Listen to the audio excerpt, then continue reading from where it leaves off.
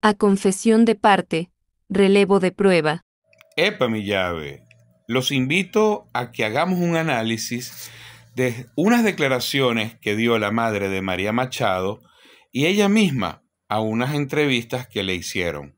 Hagamos una radiografía del monstruo Machado y verán que hay antecedentes de lo que conocemos hoy de ella. Bueno, ¿cómo era María Corina cuando estaba chiquita? Perfecta. Analicemos junto con la inteligencia artificial cómo se puede considerar una persona que se autodefine como perfecta. Puede ser considerada de varias maneras, dependiendo del contexto, pero generalmente se les atribuye alguna de los siguientes rasgos.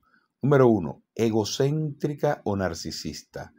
Cree que no tiene defectos o que es superior a los demás. Muestra una imagen inflada de sí mismo. Puede buscar validación constante o sentirse amenazada por las críticas. 2. Insegura, paradójicamente. A veces, quien afirma ser perfecto lo hace como un mecanismo de defensa para ocultar inseguridad o baja autoestima. Usa la imagen de perfección como una armadura ante el juicio externo. 3. Falta de autocrítica o madurez emocional. No reconocen errores, no aceptan consejos ni críticas constructivas. Le cuesta mejorar o crecer porque creen que no hay nada que corregir. Y en cuarto lugar, arrogantes o soberbios. Pueden generar rechazo social, ya que no acepta límites ni imperfecciones humanas. Este tipo de actitud suele percibirse como prepotentes. En resumen, una persona que dice ser perfecta puede tener rasgos de narcisismo, egocentrismo, inseguridad encubierta o simplemente falta de conciencia de sí mismo. En la práctica, todos tenemos defectos y reconocerlos es clave para el crecimiento personal y las relaciones sanas. María Corina era lo más mandón que yo me puedo imaginar. ChatGPT, dime, ¿a quién se considera una persona mandona? Es aquella que da órdenes constantemente, incluso cuando no tiene la autoridad formal para hacerlo. Quiere que todo se haga a su manera, sin considerar las opiniones o deseos de los demás. Suele imponer su voluntad en lugar de dialogar o buscar acuerdos. Puede ser controladora, queriendo dirigir lo que otros hacen, dicen o piensan. Muestra poca tolerancia a que otros tomen decisiones por sí mismos. Rasgos comunes de una persona mandona: autoritaria, impaciente, poco flexible, falta de empatía o escucha y necesidad de control. A veces una persona mandona no se da cuenta de que lo es. Otras veces usa ese comportamiento para sentirse segura, tener poder o evitar el caos. Sin embargo, ser mandón o mandona suele generar conflictos, resistencia y malestar en quienes la rodean. La clave está en liderar con respeto y no con imposición. Eras mandona, eras voluntariosa, ¿Qué significa eso? que solamente hace lo que ella quiere. ¿Es lo mismo una persona voluntariosa a una que hace lo que quiere? No, no es exactamente lo mismo, aunque a veces pueda parecer similar en ciertos comportamientos. Aquí explicamos la diferencia. Personas voluntariosas tienen fuerza de voluntad y determinación.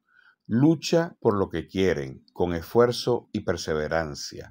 Pueden ser firmes en sus decisiones, pero eso no implica que ignoren a los demás. Suelen ser constantes y enfocados en sus metas, incluso frente a obstáculos. Puede ser una cualidad positiva si se equilibra con humildad y empatía. En cambio, las personas que hacen lo que quiere, así, sin más, actúan guiadas por su capricho o deseo, sin considerar reglas, normas o las consecuencias. Pueden ser impulsivos, egoístas o desconsiderados. No necesariamente muestran disciplina ni constancia, solo quieren salirse con la suya. En resumen, ser voluntarioso implica determinación con propósito, hacer solo lo que uno quiere, sin pensar en los demás o en el contexto, suele ser un rasgo más egoísta o caprichoso. Y yo sumaría también narcisista. La diferencia está en la intención, el autocontrol y el respeto hacia los demás. Yo sí hice una vez una cosa que yo me acuerdo, ¿te acuerdas más? Que había todos los mangos alrededor de la casa de Mememe y como yo era la más grande de los primitos, los sometía. ¿Por qué una joven sometería a sus primos varones más pequeños?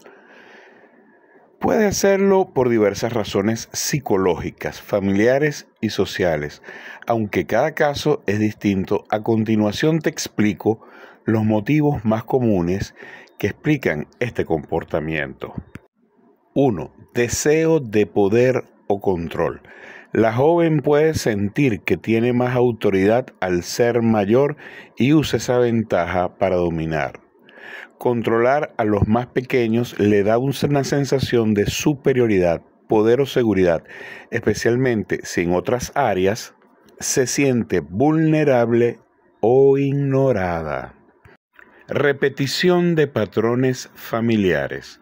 Quizás fue sometida o controlada por adultos u otros mayores y ahora repite ese mismo comportamiento con los que son más débiles. Algunas familias normalizan el abuso de poder entre hermanos, primos o generaciones como parte de la jerarquía natural. 3. Inmadurez emocional o falta de empatía. Una joven que aún no ha desarrollado suficiente empatía puede no comprender el daño que causa. Cree que mandar o manipular es parte del juego de su rol de ser mayor.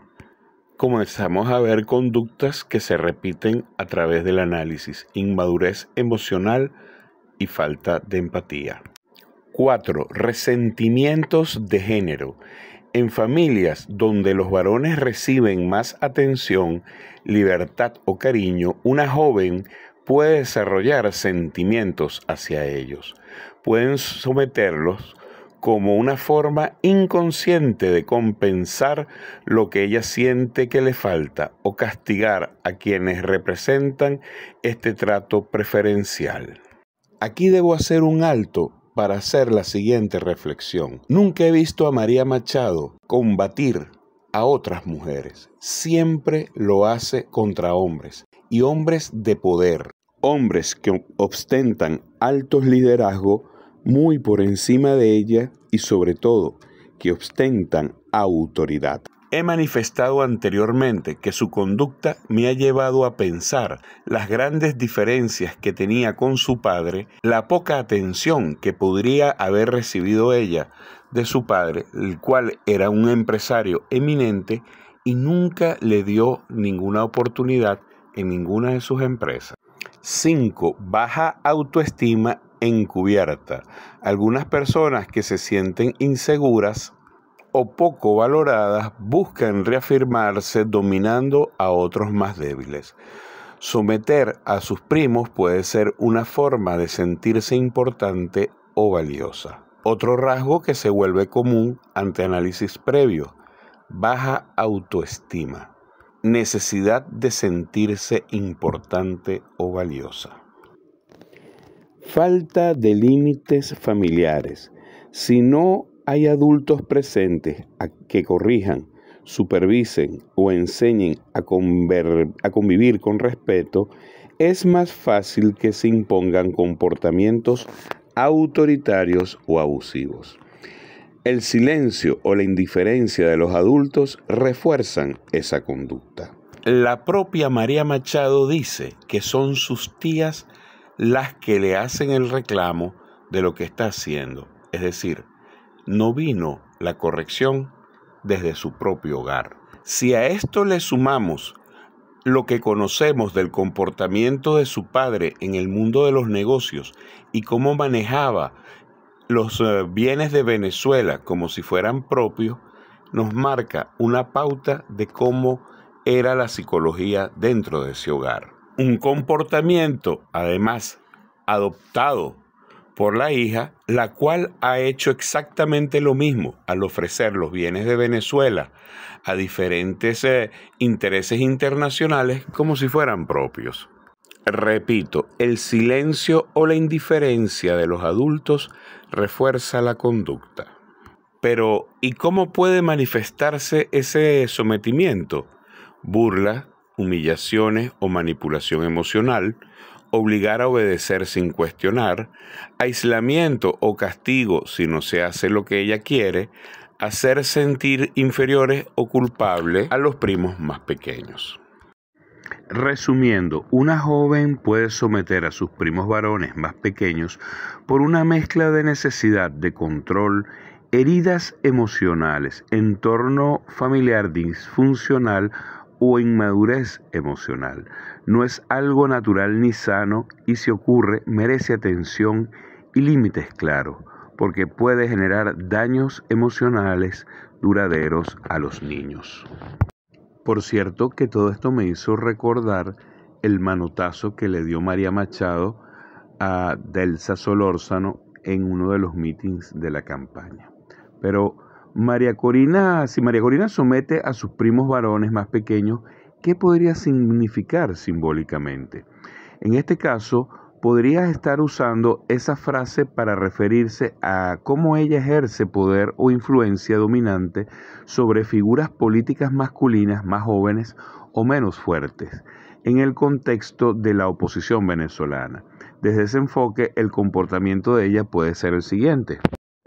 Ejercicio dominante de liderazgo. María Corina ha proyectado una presencia fuerte, decidida y dominante desde el campo opositor. En este rol ha desplazado o neutralizado otros líderes, varones generalmente, que podrían considerarse más jóvenes, inexpertos o menos carismáticos. Por ejemplo, su liderazgo opacó a figuras como Enrique Capriles, Manuel Rosales o incluso líderes emergentes como Freddy Superlano o Andrés Velázquez, especialmente en el contexto de las primarias del 2023. Muchos de ellos terminaron cediendo espacio político, adaptándose a su línea de trabajo, desapareciendo del foco político. Incluso, más recientemente, vemos a Pedro Churruchuchu trabajando bajo su mando y en una relación muy particular a Edmundo González Urrutia, sometido a su mandato. Mientras que mujeres que se alzaron con la posibilidad de opacarlas, como Magali Meda o la ya nombrada Delsa Solórzano, desaparecieron del ámbito político. Lenguaje de superioridad y exclusión. Ella ha mostrado posturas muy firmes, a veces inflexibles, lo que genera percepción de que no acepta disensos dentro de su bando, descalifica o minimiza a quienes no siguen su hoja de ruta, no comparte el protagonismo ni el discurso con otros líderes opositores. Esto puede percibirse como una forma de sometimiento político. El que no se alinea con su visión queda fuera del juego. ¿Se recuerdan a los alacranes? Esto se pone realmente bueno. Construcción de una figura casi mesiánica. Muchos de sus seguidores la ven como la única líder legítima, lo cual refuerza un liderazgo vertical y concentrado. En este contexto, los primos varones no tienen espacio para brillar o crecer.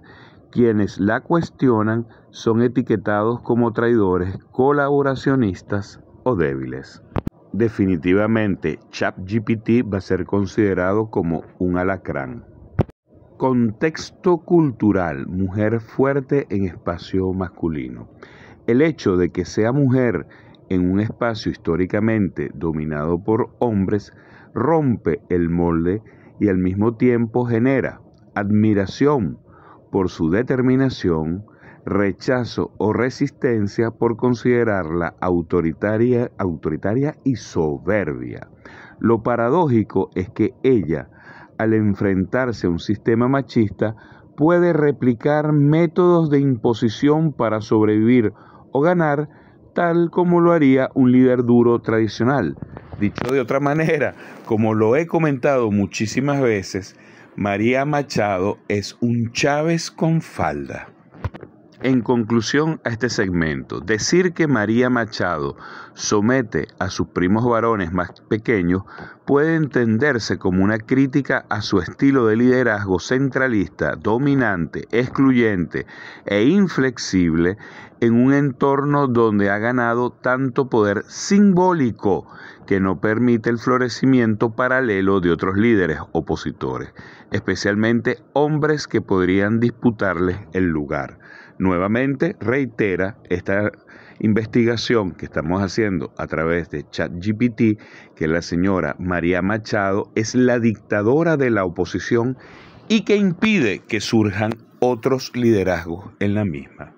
Ahora bien, esto no niega sus méritos ni su lucha contra el chavismo, pero sí invita a revisar críticamente su relación con el resto de la oposición democrática y cómo su figura ha sido construida y ejercida. Profundizando en el tema de su carácter y semejanza a su padre, resalta este punto: resistencia a la crítica y perfeccionismo. Si analizamos el comportamiento de María Machado frente a la crítica política, podemos encontrar ciertas similitudes con figuras autoritarias que no toleran el cuestionamiento. Esta actitud podría haber sido influenciada por una educación en la que el error no era fácilmente aceptado. Probablemente en una familia donde la perfección y el control eran valorados.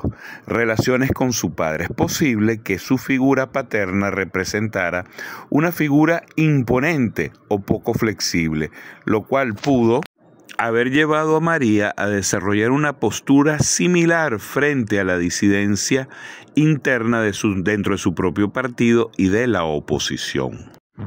Autocrítica. La volvemos a ver de nuevo. Como líder, no muestra mucha flexibilidad en cuanto a aceptar críticas. Esta falta de apertura al cuestionamiento podría reflejar un entorno donde la perfección era valorada y donde no se toleraban los fallos y dudas.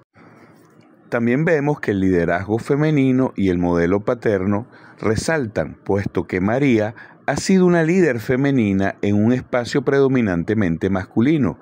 Es posible que en su relación con su padre haya encontrado una fuente de inspiración donde el carácter fuerte y decidido de él influyó en su enfoque en la política.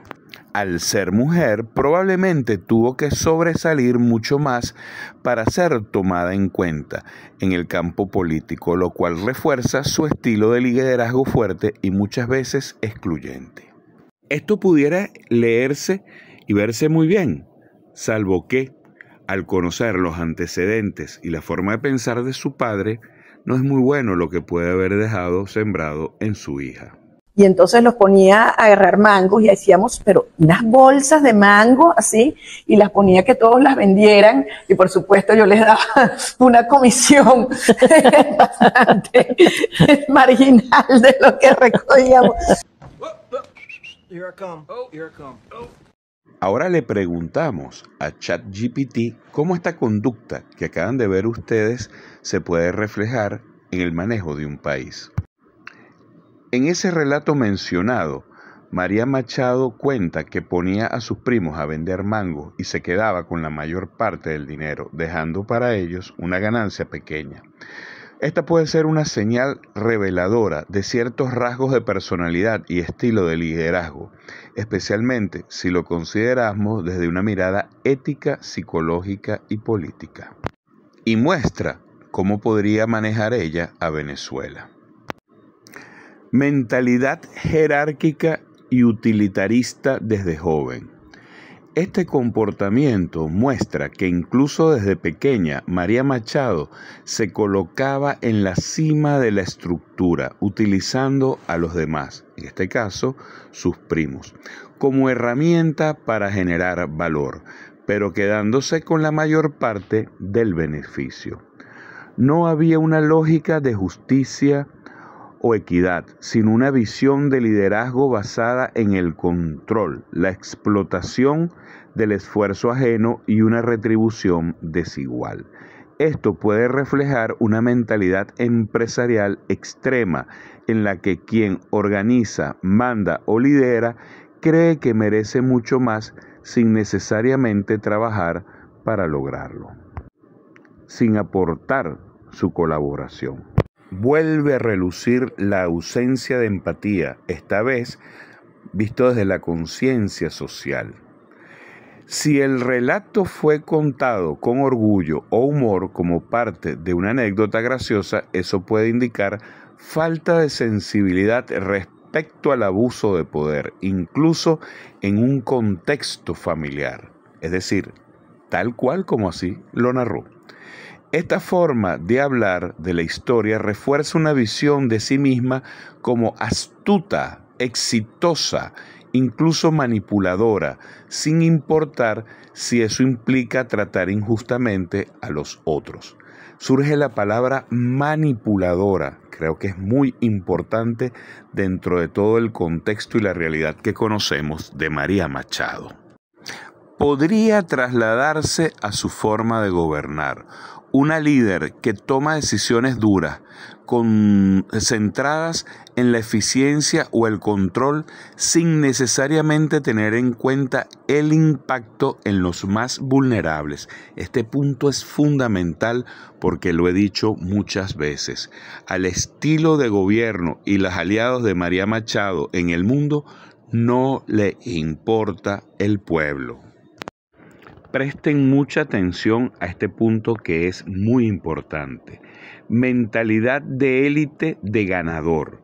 María Machado viene de una familia privilegiada y este tipo de relato puede reforzar la imagen de alguien que ve la vida como una competencia donde hay ganadores y perdedores y el que tiene más poder tiene derecho a más recompensas.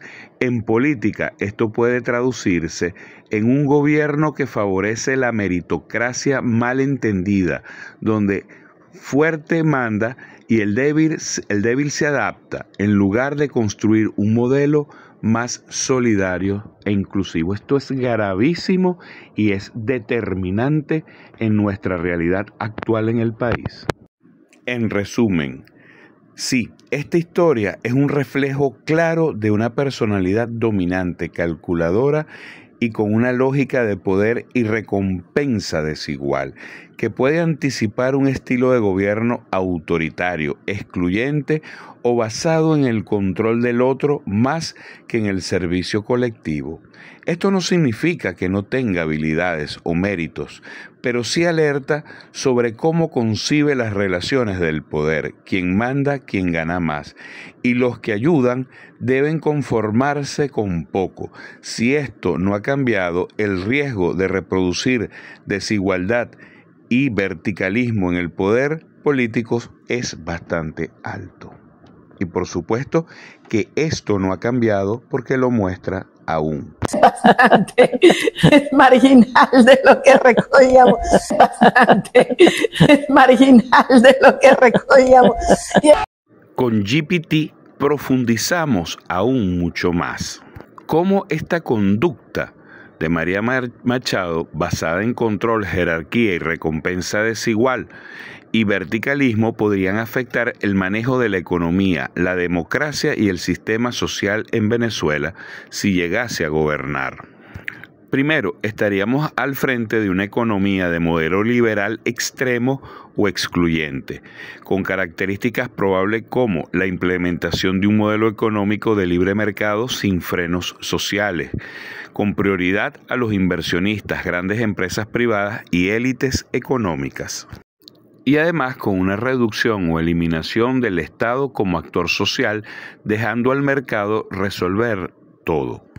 Posibles efectos sobre nuestra economía. De manera positiva, podría lograrse una estabilidad para ciertos sectores económicos formales, pero de forma negativa veríamos una desprotección de los sectores vulnerables, trabajadores informales y pequeños productores.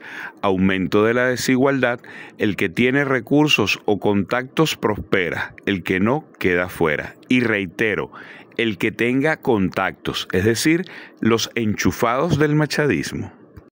Riesgo. Venezuela pasaría de un sistema colapsado por el socialismo autoritario a uno de libertad para pocos, donde los beneficios se concentran en élites cercanas al poder.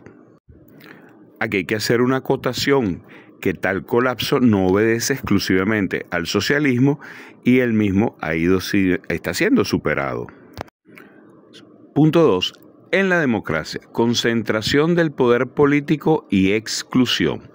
Posibles señales: centralización del liderazgo en su figura, rechazo o descalificación pública hacia líderes opositores que no se alineen, control fuerte sobre la narrativa política y mediática.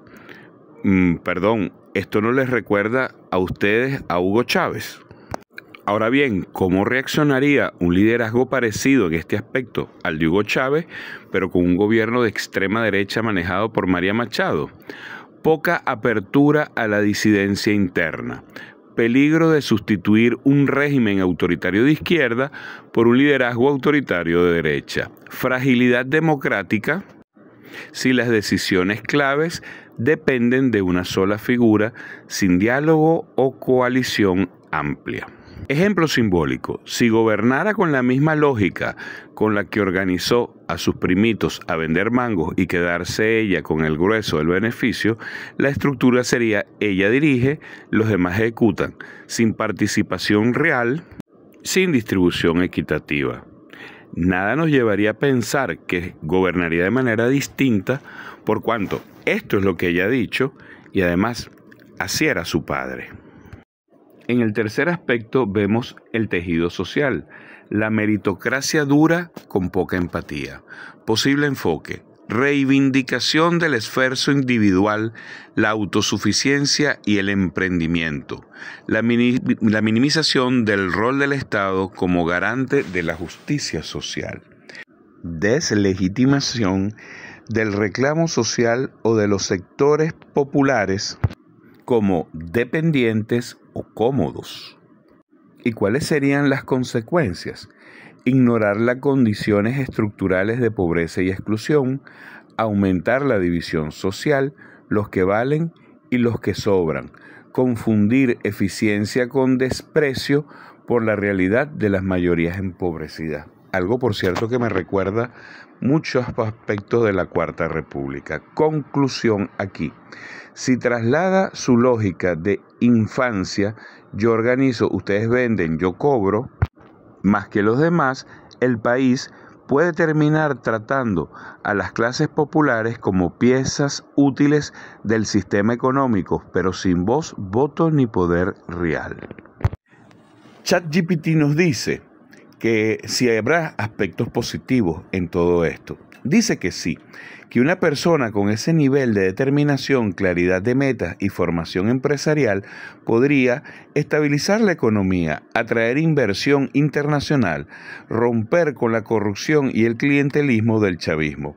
Pero todo dependerá de si su visión de liderazgo evoluciona desde el control hacia la inclusión. Sin eso, Venezuela podría pasar de una tiranía a una oligarquía de élite. Sin embargo, aquí debo de acotar ciertos puntos. Primero, en Venezuela no hay una tiranía, pero si pasamos una oligarquía de élite, sí nos las vamos a ver complicadas. Por otro lado, la señora María Machado no ha mostrado nunca claridad en metas, ni tampoco una formación empresarial. Al menos no en sus metas políticas. Por otro lado, conocemos el currículum de la señora Machado y salvo un trabajo que tuvo hace muchísimos años en una ensambladora en Valencia, no tiene ninguna experiencia empresarial. Y aquí viene uno de los puntos que más ha llamado la atención. que siendo María Machado hija de un amo del valle con muchas empresas, su padre jamás le dio la oportunidad ni de gerenciar, ni de dirigir, ni siquiera de ser miembro de la directiva de una de ellas. ¿Pudiera ser la causa de alguno de sus traumas, reflejados en ese estilo explotador y abusivo autoritario que mostró con sus primos y que vemos también en su desempeño político? Conclusión final. María Machado tiene habilidades claras: liderazgo fuerte, determinación, discurso coherente. Bueno, yo no creo que sea tan coherente. Pero su relato infantil sobre someter a otros por eficiencia refleja un modelo vertical, utilitarista y excluyente, que podría trasladarse a su forma de gobernar si no se equilibra con empatía, justicia y apertura democrática. Un país no es una empresa ni un grupo de primitos. Gobernar Venezuela requiere no solo de eficiencia, sino escuchar, redistribución de poder y sensibilidad ante décadas de sufrimiento colectivo. Por cierto, mucho de ese sufrimiento ocasionado por ella misma.